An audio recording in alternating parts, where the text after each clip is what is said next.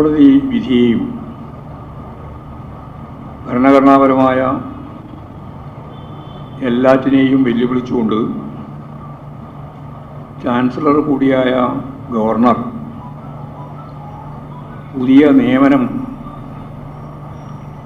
എല്ലാ സീമകളും ലംഘിച്ചുകൊണ്ടുള്ളതാണ് എന്നതാണ് സംഘപരിവാറിന് വേണ്ടി നടത്തിയിട്ടുള്ള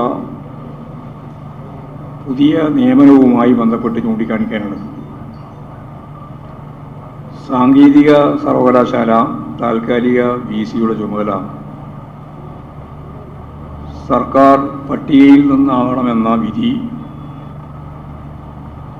ഹൈക്കോടതി പുറപ്പെടുവിച്ചതിന് ശേഷം 24 മണിക്കൂർ പൂർത്തിയാകുന്നതിന് മുമ്പാണ് ഗവർണർ അതിൽ നിന്ന് തികച്ചും വ്യത്യസ്തമായി തന്നിഷ്ടപ്രകാരം VC-യുടെ ചുമതല നൽകിയിട്ടുള്ളത് എന്നത് വളരെ ഗൗരവമുള്ള പ്രശ്നമാണ്. നിയമവിരുദ്ധമായ കാര്യങ്ങൾ ചെയ്ത് കോടതി വ്യവഹാരം സൃഷ്ടിച്ച് സർവകലാശാലയുടെ പ്രവർത്തനങ്ങൾ താറുമാറാക്കുന്നതിനു വേണ്ടിയുള്ള നിലപാടാണ് ഇതിൻ്റെ പിന്നിൽ ഗവർണർ ഉദ്ദേശിക്കുന്നത്. കോടതി വിധി തുടർച്ചയായി ഉണ്ടായിട്ടും അവയൊന്നും ഞങ്ങൾക്ക് ബാധകമല്ല എന്ന രീതിയിലാണ് ഗവർണറുടെ യാത്ര. ഈ ഗവർണർ ചുമതലയേറ്റതിന് ശേഷം 9 വിധികളാണ് ഇദ്ദേഹത്തിനെതിരെ കോടതി പുറപ്പെടുവിച്ചിട്ടുള്ളത്. ആ 9 കാര്യവും ഞാൻ ഓരോന്നായിട്ട് പറയാൻ ഉദ്ദേശിക്കുന്നു. 9 കാര്യം എന്ന് പറഞ്ഞാൽ നിങ്ങൾ 9 എന്ന് പറഞ്ഞാൽ വിടുകയാണ്. ഒന്നാമത്തെ കാര്യം, കേരളത്തിലെ 11 സർവകലാശാല വൈസ് ചാൻസലർമാരെ പുറത്താക്കുന്നതിനെതിരെ ആദ്യത്തെ കോടതി വിധി. സാങ്കേതിക സർവകലാശാല ഇടക്കാല VC-യായി ഡോക്ടർ സിസ തോമസിനെ നിയമിച്ചത് ചട്ടവിരുദ്ധമാണെന്ന് ഹൈക്കോടതി പ്രഖ്യാപിച്ചു. രണ്ടാമത്തെ വിധി. കേരള സർവകലാശാലയിലെ സെനറ്റ് അംഗങ്ങളെ പുറത്താക്കിയ ഗവർണറുടെ നടപടി ഹൈക്കോടതി സ്റ്റേ ചെയ്തു. മൂന്നാമത്തെ വിധി. വൈസ് ചാൻസലർ നിയമനത്തിനുള്ള സെർച്ച് കമ്മിറ്റിയുടെ രൂപീകരണവും കമ്മിറ്റി കൺവീനറുടെ നിയമനവും ഹൈക്കോടതി റദ്ദാക്കി.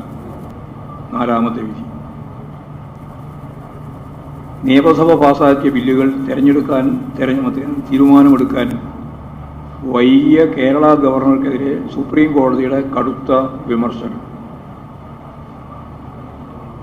കേരള സർവകലാശാല സെനറ്റിലേക്ക് വിദ്യാർത്ഥി പ്രതിനിധികളായി 4 ABVP പ്രവർത്തകരെ നാമനിർദ്ദേശം ചെയ്ത ഗവർണറുടെ നടപടി ഹൈക്കോടതി റദ്ദാക്കി. 6 സർവകലാശാലകളിൽ സർവകലാശാല പ്രതിനിധികളില്ലാതെ ചാൻസലർ രൂപീകരിച്ച സെർച്ച് കമ്മിറ്റി കോടതി സ്റ്റേ ചെയ്തു.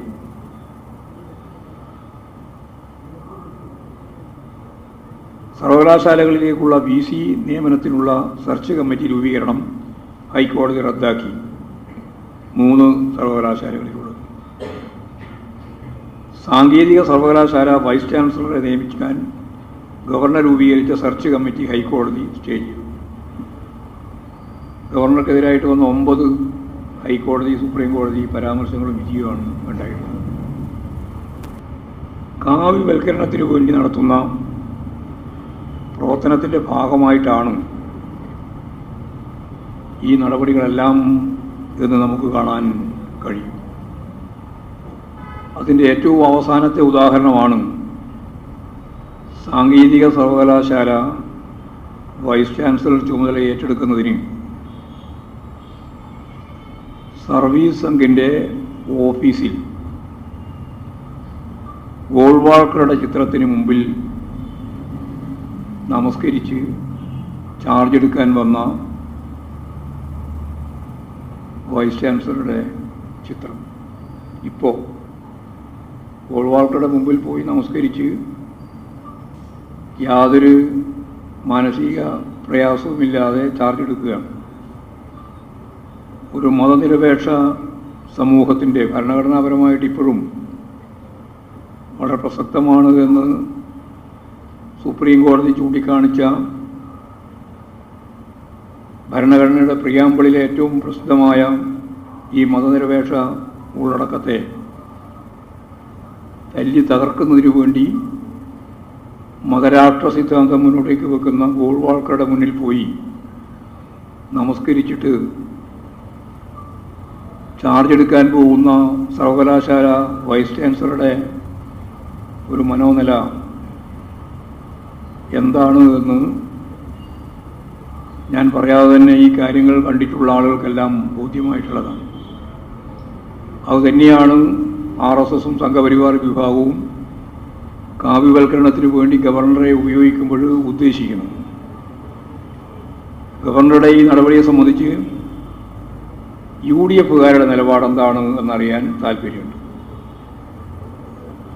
ആദ്യം UDFകാരെയായിരുന്നു ചില സംഘപരിവാർ വിഭാഗത്തോടൊപ്പം ഇത്തരം പോസ്റ്റുകളിൽ ഗവർണർ നിയമിച്ചിരുന്നത്. അങ്ങനെ നിയമിച്ചപ്പോൾ അവർക്ക് വലിയ സന്തോഷമായി. കാരണം ഇടതുപക്ഷ നിലപാടുകൾ സ്വീകരിക്കുന്നവരെയും പുരോഗമന സമീപനങ്ങൾ ഉൾക്കൊള്ളുന്നവരെയും ഒഴിവാക്കി RSകാരെ മാത്രമല്ല ഞങ്ങളെ കൂടി പരിഗണിക്കുന്നുണ്ട് എന്നുള്ള ഒരു പരിലാളന ലഭിക്കുന്നു എന്നതായിരുന്നു UDFൻ്റെ ധാരണ. ആ ധാരണ ഇപ്പോഴും അവർക്കുണ്ടോ? ഈ നിലപാടിനോടുള്ള അവരുടെ സമീപനം എന്താണ് എന്ന് തീർച്ചയായിട്ടും വ്യക്തമാക്കണമെന്ന് തന്നെയാണ് എനിക്ക് ചൂണ്ടിക്കാണിക്കാനുള്ളത്. ഇത് സംബന്ധിച്ച് കാവ്യവൽക്കരണത്തിൻ്റെ ഭാഗമായിട്ട് ഗവർണർ നടത്തുന്ന ഈ നടപടികളെ യൂണിവേഴ്സിറ്റി ക്യാമ്പസുകളും അതുപോലെ തന്നെ കോളേജുകളും കോളേജിലെ ഓരോ വിദ്യാർത്ഥിയും അധ്യാപകരും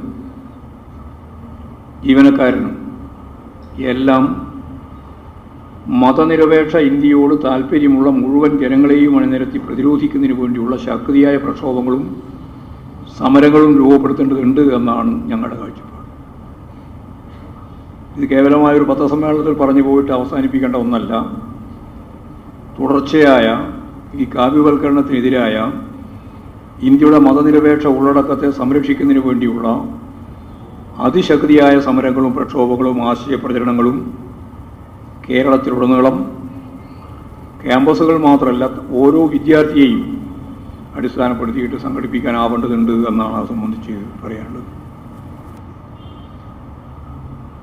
3 ഉപതെരഞ്ഞെടുപ്പുകളാണ് സംസ്ഥാനത്ത് നടന്നത്. വലതുപക്ഷ മാധ്യമങ്ങളുടെ ശക്തിയായ പ്രചരണവും സർക്കാരിനെ സാമ്പത്തികമായി ബുദ്ധിമുട്ടിക്കുന്ന ജനവിരുദ്ധ കേന്ദ്ര നിലപാടും അതിനോടൊപ്പം നിൽക്കുന്ന UDFൻ്റെ സമീപനവും എല്ലാം ചേർന്ന് ഒരു പ്രതിസന്ധിയുടെ ഘട്ടത്തിലാണ് യഥാർത്ഥത്തിൽ ഉപതെരഞ്ഞെടുപ്പ് നടന്നത്. ഈ ഒരു സാഹചര്യത്തിലാണ് UDF ചേലക്കരയിലെ രാഷ്ട്രീയ പോരാട്ടത്തിൽ തങ്ങൾ വിജയിക്കുമെന്ന് വലിയ ആത്മവിശ്വാസം പ്രകടിപ്പിച്ചത്. കോൺഗ്രസിൻ്റെ ഉന്നത നേതാക്കന്മാർ KC വേണുഗോപാലും VD സതീശനുമെല്ലാം